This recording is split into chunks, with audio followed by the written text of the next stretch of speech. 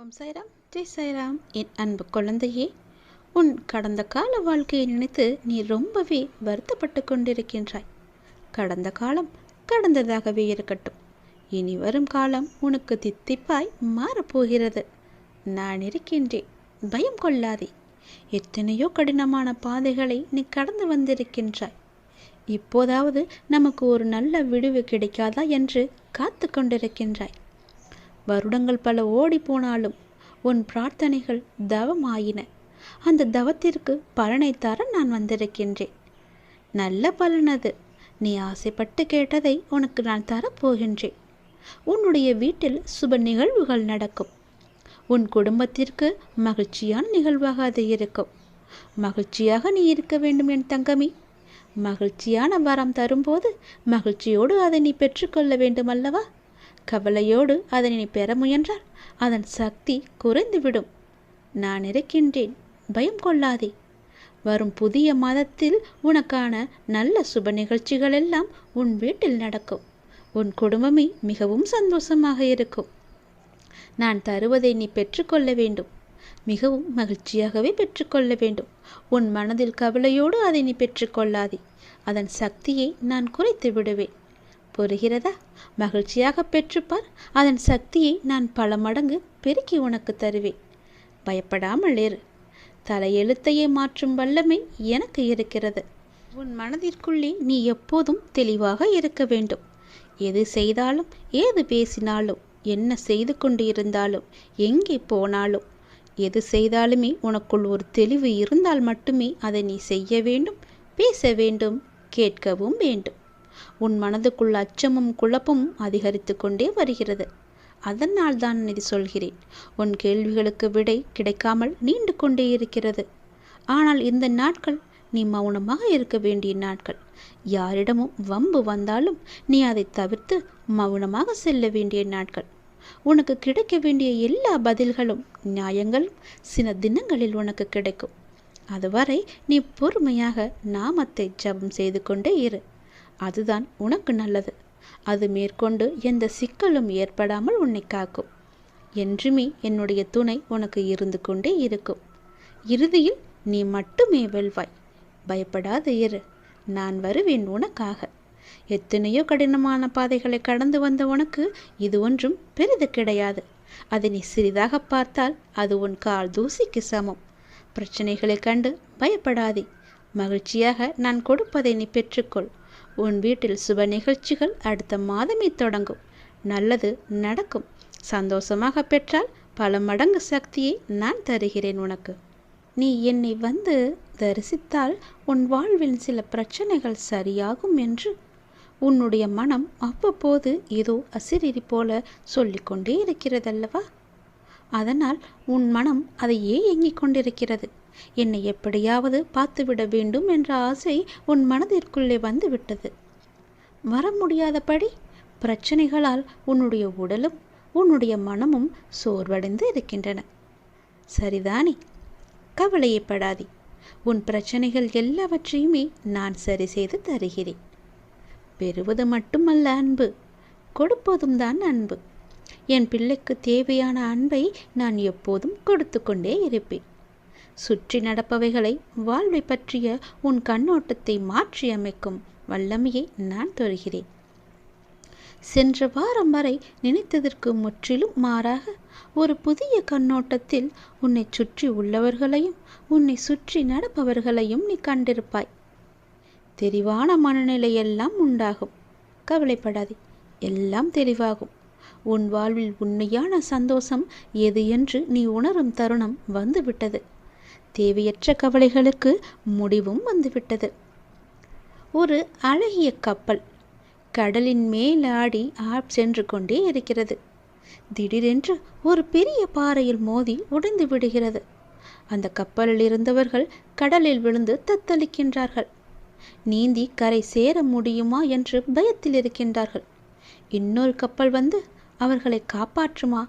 அதுவரை அவர்கள் உயிர் வாழ முடியுமா? அது என்ன கப்பல்?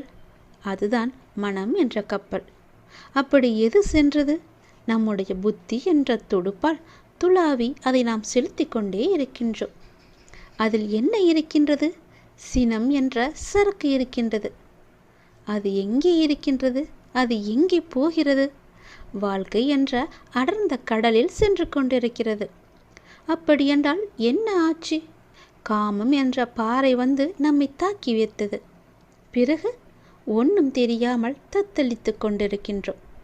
அந்த நேரத்திலாவது ஒற்றியூர் என்ற ஊரின் தலைவனாகிய கடவுளை உன்னை நினைக்கும் புத்தியை தருவா என்று வேண்டிக்கொள். நிச்சயம் நீ தப்பிக்கலாம். எல்லாவற்றிலும் இருந்து, எல்லா விதமான பிரச்சனைகளிலும் இருந்து நிச்சயம் தப்பிக்கலாம். பயமின்றி சொல், நன்மையாகவே சொல். நன்மை நடக்க வேண்டும் என்று சொல்லிக்கொண்டே இரு. எவ்வளவு பெரிய ஆபத்து வந்தாலும் நீங்களே எனக்கு துணை இருங்கள் என்று சொல்லிக்கொண்டே இரு. படைத்த எனக்கு காப்பது எவ்வளவு பெரியது என்று உன் கடவுளுக்கு தெரியும். அவரும் கர்வம் கொண்டு இருக்கின்றார். படைத்தது நான் தானே, உன்னை காப்பாற்ற மாட்டேனா என்று. உனக்கு வழித்துணையாக நானே வருவேன். உன்னுடைய வழித்துணைவன் நான். உன் கடந்த காலத்தை பற்றியோ உன்னுடைய தற்போதைய நிலையை பற்றியோ சிறிதும் கவலை கொள்ளாதே. காலங்கள் மாறும், நான் அதை நிச்சயம் மாற்றுவேன். உன்னுடைய வாழ்வில் நீ நினைத்தும் பார்க்காத வளமான வாழ்வை நான் உன்னை வாழ வைப்பேன். உனக்கு தந்தருவேன். நீ கடக்கும் பாதைகள் யாவுமே உன்னுடைய வாழ்வை மேன்மைப்படுத்துவே என்பதை நம்பு. நான் இருக்கின்றேன், என்றுமே இருந்து கொண்டே இருப்பேன். என்றும் உன் வாழ்வின் வழித்துணையாக நான் வந்து கொண்டே இருப்பேன். நம்பிக்கை கொள். கடல் நீரை போன்று உன் அன்பு என்னிடத்தில் இருக்கும்போது உன்னை என்னிடமிருந்து யாராலும் எப்போதும் பிரித்துவிட முடியாது. ஏன் கலங்கிக் கொண்டிருக்கின்றாய்? உன்னை காக்க நான் இருக்கின்றேனே. என்னுடைய நாமம் உன் நாவில் இருக்கும்போது உன்னை யார் என்ன செய்துவிட முடியும்? உனக்குள் இருக்கும் மனம் குழப்பம் எல்லாம் நான் நன்கு அறிந்து வைத்திருக்கின்றேன். அதை தீர்க்க வேண்டாமா? ஏன் அவசரப்படுகின்றாய்? அதற்கு நீ தீர்வைதானே தேடிக்கொண்டிருக்கின்றாய். அந்த தீர்வை நான் தரமாட்டேன் என்று என் மீது நம்பிக்கை இழக்கின்றாயா? பொறுமைக்கொள், நம்பிக்கை இழக்காதே. என்னை சரணடைந்த உன்னை நான் கவலைப்பட செய்ய விட மாட்டேன். அப்படி கவலைப்பட செய்யும் விஷயங்களிலிருந்து நிச்சயம் மீட்டெடுப்பேன் என்று நீ நம்பு. தைரியமாக இரு. நம்பிக்கையை ஒரு நாளும் இழந்து விடாதே. உனக்கு துணையாக நான் வந்து கொண்டே இருப்பேன். முன்னால் பார்த்தாலும் பின்னால் பார்த்தாலும் அருகருகே பார்த்தாலும் நான் வந்து கொண்டே இருப்பேன். நீ யார் என்பதை மீண்டும் அனைவருக்கும் நான் புரிய வைப்பேன். சின்ன சின்ன குழப்பங்கள் வரும். ஆனாலும் உன்னை நான் மீட்டு நீ செல்ல வேண்டிய சரியான பாதை எது என்று அறிந்து அந்த பாதையில் உன்னை வழிநடத்தி அழைத்துச் செல்வேன். உனக்கு துணையாக நான் வருவேன். நிச்சயம் நல்லது மட்டுமே செய்வேன். என்னுடைய நாமத்தை நீ உச்சரித்து கொண்டே இரு. எல்லாம் தானாகவே சரியாகும். மனதை நீ கட்டுப்படுத்தாவிட்டால் கவலைகள் கட்டுக்கடங்காமல் வந்து கொண்டே இருக்கும். பெரும்பாலான உன்னுடைய கவலைகளுக்கு உன்னுடைய மனம் மட்டும்தான் முக்கிய காரணம். எத்தனை மகிழ்ச்சியாக நீ இருந்தாலும் நீ வாழ்வில் தேடி தேடி தேர்த்து கொள்ளும் நபர்களாலேயே முடிவில் உனக்கு கவலையே மிஞ்சுகிறது. கவலைக்கும் தள்ளப்படுகிறாய். எங்கே போனது உன்னுடைய மகிழ்ச்சி? உன்னிடம் இருந்த உன் மகிழ்ச்சி எப்படி மற்றவர்களின் செய்கையால் மறைந்து போகிறது? எல்லாம் உன் மனம் படுத்தும் பாடுதான். அந்த போக்கிற்கு செல்லாதே. நீ மகிழ்ச்சியாக இருக்க விரும்பினால் யார் எதை செய்தாலும் அதை உள்வாங்கி கவலைப்படாமல் நீ நீயாக இரு. அதுதான் உன் வாழ்க்கையை மென்மேலும் உயர்த்தி கொண்டு இருக்கும். அதுதான் உன்னை மேலும் உயர்த்தும் என்பதை நம்பினால் நிச்சயம் நான் சொல்வதை செய்வாய். நேற்று என்னிடம் வைத்த பிரார்த்தனை நிறைவேறப் போகிறது. எவ்வித கஷ்டங்கள் வந்தாலும் கவலைப்படாமல் பொறுமையாக உன்னுடைய வேலையை பார். கஷ்டங்களை எல்லாவற்றையுமே நான் தவிடு பொடியாக ஆக்கிவிடுகிறேன். வாழ்க்கையில் உனக்கான காலம் நெருங்கி வந்து கொண்டிருக்கிறது. எனக்கு நிறைவான வாழ்க்கை அமையும் பாக்கியம் இருக்கிறதா என்று ஏக்கத்துடன் என்னிடம் கேட்கிறாய் அல்லவா? உன் தந்தை, உன் அப்பா, உன் சாயப்பா உன்னை கண்டு கொள்ளவில்லை என்று நினைத்து கொண்டுதானே என்னிடம் நீ கோரிக்கையாய் வைத்து கொண்டிருக்கிறாய். உனக்கானது என்பது இனிமேல் நீ கேட்டு கிடைப்பது என்பதை விட உனக்கான என் அன்பாய், அரவணைப்பாய், ஆசீர்வாதங்களாய் நான் உனக்கு அளிக்கிறேன். ஆரோக்கியமான வாழ்க்கையும் உனக்கு கொடுக்கிறேன். எல்லா விதமான மங்களங்களையும் சுபிச்சக்களையும் நான் உனக்கு தருகிறேன். இந்த குருவின் ஆசீர்வாதங்களோடு நீ நிறைவாக வாழப்போகிறாய். இது சத்தியம். நீ கேட்டியது எல்லாமே கிடைக்கப் போகிறது. உன்னுடைய வாழ்க்கையே போர்க்களம் போல் காட்சி அளிக்கின்றது. விடுகின்ற விடியல் காலை என்று தெரிந்தும் உன்னுடைய மனம் வேதனையுடன் இது என் வாழ்க்கைக்கான விடியலா என்ற தெளிவு இல்லாமலேயே மரத்து போன மரக்கட்டையாய் மனித வடிவில் உள்ளேனே என்ற ஏமாற்றங்களுடன் நீ வாழ்ந்து கொண்டிருக்கிறாய். கவலைப்படாதே என்னுடைய குழந்தையே, நீ வேண்டியது நிச்சயமாக கிடைக்கும். நான் உன்னை ஏமாற்ற மாட்டேன். என் சாயப்பாவிடம் வேண்டி இவ்வளவு நாட்கள் ஆகிறதே, எதுவும் நடக்கவில்லையே என்று நீ உன்னை நீயே போட்டு குழம்பிக் கொள்ளாதே.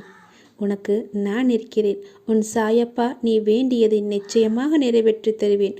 உன்னுடைய ஆசையை நான் நிறையாசையாக்க விட மாட்டேன். கவலைப்படாமல் சந்தோஷமாகவே இரு. என்னுடைய குழந்தையின் மனதில் உள்ள அனைத்தையும் படிக்க தெரிந்த எனக்கு உனக்கு எது நல்லது என்று செய்ய தெரியாமல் இருக்குமா? நான் உன் சாய்தேவா உன்னிடத்தில் உயிராய் இருக்கிறேன் அல்லவா? அது உனக்கே நன்றாக தெரியும். எந்த ஒரு நியாயமான சூழ்நிலைகளையும் நான் உனக்கு உருவாக்கி கொடுப்பேன்.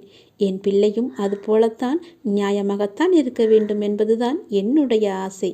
என் ஆசையை நீ நிறைவேற்றுவாயா? உன் அப்பா உன்னுடைய ஆசையை நிச்சயம் நான் நிறைவேற்றுவேன். நீ யாருக்குமே சிறிதளவு கூட தடையாகவோ தொந்தரவாகவோ இருக்காதே. நீ மனது வைத்தால் உனக்குள் இருக்கும் எல்லாவற்றையுமே நீ சரி செய்துவிட முடியும். நம்பிக்கையோடு நான் கூறும் வார்த்தைகளை எல்லாவற்றையுமே பின்பற்றி வா. இது உனக்கான நல்ல வாக்குதான். அதை நான் என்றும் தப்பாக உனக்கு சொல்லிக் கொடுக்க மாட்டேன். என் வாக்கு என்றுமே பார்த்து பார்த்து நான் ஒவ்வொருவருக்கும் செய்து கொடுப்பேன் என்ற வாக்குறுதி அது. நான் பார்த்து கொள்கிறேன். எல்லாவற்றையுமே என் மீது சுமத்திவிடு. உனக்கு வேண்டியது அனைத்துமே நிச்சயமாக நிறைவேறும். உன் அப்பா நான் அதை நிறைவேற்றி தருவேன். வாழ்க்கையில் எல்லோருக்குமே ஒரு தேடல் இருக்கும். அது போன்றுதான் உனக்கான தேடலும் உன்னிடம் வந்து தேரும். அந்த தேடல் உன்னை நோக்கி வந்து கொண்டே இருக்கிறது. நாம் பாபாட்ட எப்படி வேண்டணும், எப்படியெல்லாம் வேண்டலான்னு நான் சொல்கிறேன். இறைவா எங்களுக்கு நற்கதிக்கான வழியை சொல்லுங்கள். இறைவா எங்களுக்கு தேவைக்கேற்ப வருமானம் வர வழிவகுத்து கொடுங்கள். இறைவா நோய் நொடி இல்லாமல் எங்களை காப்பாற்றுங்கள். இறைவா இல்லறத்தில் நல்லறம் காக்க எங்களுக்கு நீங்கள் உதவுங்கள். இறைவா நல்லோர் தொடர்பை ஏற்படுத்துங்கள். இறைவா நற்சான்றோன் மத்தியில் நல்ல ஒரு உயர்வை தாருங்கள். இறைவா நம்பிக்கை துரோகிடமிருந்து விடுதலை தாருங்கள். இறைவா உண்மை தத்துவத்தை எங்களுக்கு போதியுங்கள். இறைவா எங்கள் பாவத்தை கழித்து உத்தமனாக இருக்க எங்களுக்கு நீங்கள் உதவி புரியுங்கள். இறைவா நாங்கள் காமத்தில் மூழ்காமல் மனதில் ஞானத்தை கற்பியுங்கள். இறைவா தன்னை தான் அறிவதை தெளிவடைய செய்யுங்கள். இறைவா பிறரை மன்னிக்கும் குணத்தை எனக்கு அழியுங்கள். இறைவா தாய் தந்தை மனைவி மக்கள் வாழ வழியமைத்து கொடுங்கள். இறைவா இருப்பதற்கு இடம், உண்ண உணவு, உடுத்த உடை குறைவில்லாமல் இருக்க உதவி புரிந்து எங்களை வாழ வையுங்கள். இறைவா அடுத்தவரை கூரை கூறாத மனம் கொடுத்து எங்கள் குறையை நிவர்த்தி செய்யுங்கள். இறைவா மனதில் என்றும் சத்திய தர்ம செயல் நிலைக்க எங்களை வாழ்த்தி அருளுங்கள். இறைவா எங்கள் கடமை உணர்வை மேன்மைப்படுத்துங்கள். இறைவா காலம் எங்களை கடப்பதை விட நாங்கள் கடந்து செல்ல பாடம் புகட்டுங்கள். இறைவா எங்களுக்கு போதும் என்கிற மனத்தெளிவை உணர வையுங்கள். இறைவா என்றும் எப்போதும் எதற்கும் உங்களை போற்றும் மறக்காத இதயத்தை எங்களுக்கு அழியுங்கள். இறைவா இத்தனையும் தாங்கள் கொடுத்தாலும் எங்கள் மனதில் மனநிறைவை ஏற்படுத்துங்கள். இறைவா அனைத்தும் மனநிறைவு பெற்று நாங்கள் உங்களோடு இணைந்து பணிபுரிய வரம் தாருங்கள். இறைவா எங்கும் எதிலும் உங்களை காணும் ஆவல் மிகுந்தாலும் எங்கள் இதயங்களில் பூரணமாக நிலைத்து உங்கள் வழியில் பயின்று ஞான பாதைக்கு எங்களை அழைத்துச் செல்லுங்கள். இறைவா எனக்கு ஏற்ற என் படிப்புக்கேற்ற வேலையை தாருங்கள். இறைவா நான் ஆசைப்பட்ட மாதிரி புது வீட்டில் குடியேற எனக்கு வரம் தாருங்கள். நான் கண்ட கனவுப்படி என் வாழ்க்கை அமைய வேண்டும். இறைவா எனக்கு நல்ல வழியில் திருமணம் நடக்க வேண்டும். நல்ல வாழ்க்கை அமைய வேண்டும். இறைவா இவற்றையெல்லாம் எங்களுக்கு தந்து உங்களுடன் எங்கள் மீது நம்பிக்கையை மேம்படுத்துங்கள் இறைவா என்று சாயிடம் நீங்கள் நல்லபடியாக வேண்டி உங்கள் வாழ்வை மென்மேலும் வளர்த்து கொள்ளுங்கள். சாய் மீது நம்பிக்கை வைத்தால் மட்டுமே இது எல்லாம் வாழ்வில் நடக்கும். நீ நிச்சயம் முன்னேறுவாய். உன் மனதில் எதிர்காலத்தை பற்றிய பயம் இருந்தால் அதை தூக்கி எறிந்துவிடு. உன் வாழ்வை நான் ஒளிர செய்கிறேன். உனக்காக நான் இருக்கிறேன். துன்பத்தைக் கண்டு களைத்து விட்டேன், எழுந்து நிற்க முடியவில்லை என்று தோல்விக்கு நீயே உன்னை அழைத்துச் செல்கிறாயே. ஏன், எதற்காக அப்படி செய்கிறாய்? உன்னால் முடிந்த அளவு போராடு என்று நான் கூற மாட்டேன். உன் மனம் திட்டமிட்ட லட்சியத்தை முடிக்கும் வரை போராடு என்கிறேன். தற்போதைய துன்பத்தை நினைத்து உனக்கான வருங்காலம் பொக்கிஷமாய் அமையப் போகிறது என்ற ஒன்றை மட்டும் உன் மனதில் நிறுத்திக்கொள். எல்லாம் நன்மைக்கே. விரைவில் புதிய அத்தியாயம் உன் வாழ்வில் நடைபெறும். காத்து கொண்டு இரு. உனக்கு பிடித்த ஒன்றை நான் தரப்போகிறேன். உன்னை கேலியாக பேசுகிறார்கள், உனக்கான மரியாதை கொடுக்கவில்லை என்று நீ வருந்துகிறாய். எல்லாவற்றிற்கும் நிச்சயம் காலம் பதில் சொல்லும். உன்னுடன் நான் இருக்கிறேன். உன்னை ஒருபோதும் நான் தாழ்ந்து போகும்படியோ கை ஏந்தவோ நான் விட மாட்டேன். இது என்னுடைய வாக்கு. வாழ்க்கையில் இன்னும் எத்தனை நாட்கள் நீ மெழுகுவர்த்தியாய் இருக்கப் போகிறாய்? மற்றவர்களுக்காக மட்டுமே நீ கரைகிறாயே. உன் வழிகள் உனக்கு பெரிதாக தெரியவில்லையா? நீ உன்னை அந்த நிலைக்கு ஆக்கியவர்களிடம் மீண்டும் அதே போல நீ பேசி பழகுகிறாயே. அவர்கள் உன்னை காயப்படுத்தினாலும் அவர்களுக்காக பாவப்படுகிறாய். உன் அன்பு அவ்வளவு வலிமை வாய்ந்தது என்பதை அவர்கள் உணரவில்லை. உண்மையை நீ உணர்ந்தால் நிச்சயம் உன்னை நான் அலட்சியப்படுத்தி இருக்க மாட்டார்கள். அடிமேல் அடிபட்டு இன்று உன் மனம் தாங்கும் சக்தியை எல்லாம் இழந்துவிட்டது. ஒட்டுமொத்த வழியும் இன்று ஒரே இடத்தில் சங்கமித்து உன்னை ரணப்படுத்தி உனக்காக நீ வாழும் நேரங்களை நிராகரிக்கச் செய்கிறது. அவர்களுக்காக அவ்வளவு யோசிக்கிறாய். கொஞ்சம் உனக்காக யோசி. நீ அன்பு கொண்டவர்கள் உன்னை காயப்படுத்தி விட்டார்கள் என்று உன் மனதை ரணப்படுத்தி கொண்டிருக்கிறாய். ஆனால் என் பிள்ளை, நீ உன் ரணங்களை பார்த்து என் மனம் வெந்து போகிறது. கர்ம வினைகள் ஒருவருடைய வாழ்க்கையில் அவர்களை மட்டுமே வைத்து நடக்க வைப்பது இல்லை. அதை நீ அனுபவிக்க வேண்டுமென்றால் இன்னொருவர் மூலம் கூட நடக்கும். உனக்கு ஒருவர் கஷ்டங்களை கொடுத்தால் அவர்களை குறை கூறாதே. உனக்கு உன் கர்ம வினையை போக்கி உனக்கு வாழ்க்கையை உணர்த்துகிறார் என்பதை நினைவில் கொள். இப்படி ரணங்களை அனுபவித்த உன் மனம் பொறுமை இழந்து எதற்கெடுத்தாலும் கோபம், எரிச்சல் என்று உன் தன்மையை மாற செய்யவிட்டது. அதை சரி செய்ய உனக்காக நான் உள்ளேன். உன் தன்மை என்றும் மாறாது. நீயாக நிம்மதியான சூழ்நிலையில் வாழ வைப்பேன். இது என்னுடைய சத்திய வாக்கு. என் குழந்தையின் வாக்கை காப்பாற்ற நான் அதை நிச்சயம் செய்வேன். ஒன்றை மட்டும் நினைவில் வைத்துக்கொள். வெளிச்சம் இருக்கும் மெழுகுவர்த்தியை ஏற்றினால் அதற்கு அந்த இடத்தில் மதிப்பு இல்லை. வீணாக அது தன்னையே உருக்கிக் கொள்ளும். எவர் உன் துணை வேண்டுமென்று உன்னிடத்திற்கு உன்னை அன்புடன் நோக்கி வருகிறார்களோ அவர்களுக்கு மட்டும் நீ மெழுகுவர்த்தியாய் இருந்தால் போதும். மெழுகுவர்த்தியின் மதிப்பு இருட்டில்தான் தெரியும். அதை போலத்தான் துன்பம் என்ற இருள் எவருக்கு உள்ளதோ அவர்களுக்கு அந்த நேரத்தில்தான் உன்னுடைய மதிப்பு தெரியும். நிச்சயம் உன் அன்பை அலட்சியம் செய்தவர்களுக்கு நிச்சயம் உன்னை யார் என்று நான் புரிய வைப்பேன். அதற்காக நீயும் அவர்களை அலட்சியப்படுத்தி விடாதே. அமைதியாக பொறுமையுடன் சகித்து கொண்டே இரு. அதற்கான கூலியை நான் தருகிறேன். அதை நான் செய்கிறேன். எவனொருவன் பக்தியுடன் முழு உள்ளத்தையும் என்னிடத்தில் வைக்கிறானோ அவனது தேகம் மற்றும் ஆத்மாவிற்கு எந்த ஆபத்தும் வராது என்பதை நான் அவனுக்கு வாக்குறுதியாக தருகிறேன். நீ அவமானம் படும் போது அவதாரம் எடுக்க வேண்டும். வீழ்கின்ற போது விஸ்வரூபம் எடுக்க வேண்டும். உன் மனம் புண்படுகின்ற போது புன்னகை செய்ய வேண்டும். வாதாடுவதை விட்டுவிட்டு நீ வாழ்ந்து காட்ட வேண்டும். அனைவருக்கும் முன்பும் நீ நிச்சயம் உயர வேண்டும். உன்னை யாரெல்லாம் தூற்றினார்களோ அவர்கள் கண்ணெதிரே நீ நன்றாக வாழ்ந்து காட்ட வேண்டும் அல்லவா? அதற்காகத்தான் நான் உன் கூடவே எப்பொழுதும் இருக்கிறேன்.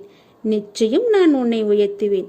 எதற்காகவும் கலங்காமல் சந்தோஷமாக இரு. சத்குரு வாழும் காலத்தில் சத்குருவிடம் நெருங்கியவர்கள், பழகியவர்கள், சத்குருவுக்கு தொண்டு செய்தவர்கள் எல்லோருமே யாராக இருந்தாலும் அவர்களின் கண்கள், எண்ணங்கள் ஏதோ எதிர்பார்ப்போடுதான் இருந்தது.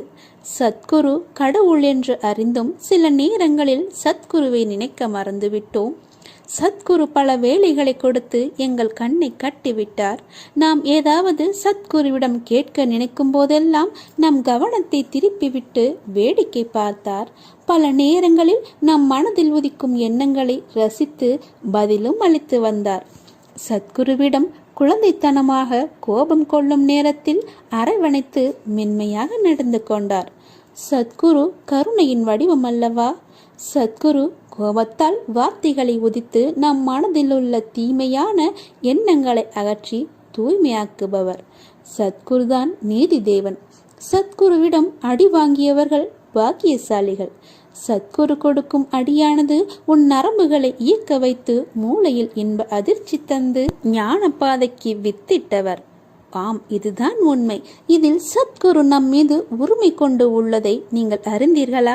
சத்குரு ஒவ்வொரு செயலை இயக்க வைக்கும் போதும், பரிபாஷையாக உணர்த்தும் போதும் பல விஷயங்களை அறியாமல் தவித்திருக்கிறோம். காலம் வரும்போது அறிந்திருக்கிறோம். நல்லவன் கெட்டவன் என்று பாரபட்சம் பார்க்காமல் எல்லோரையும் அவர் அரவணைத்தார்.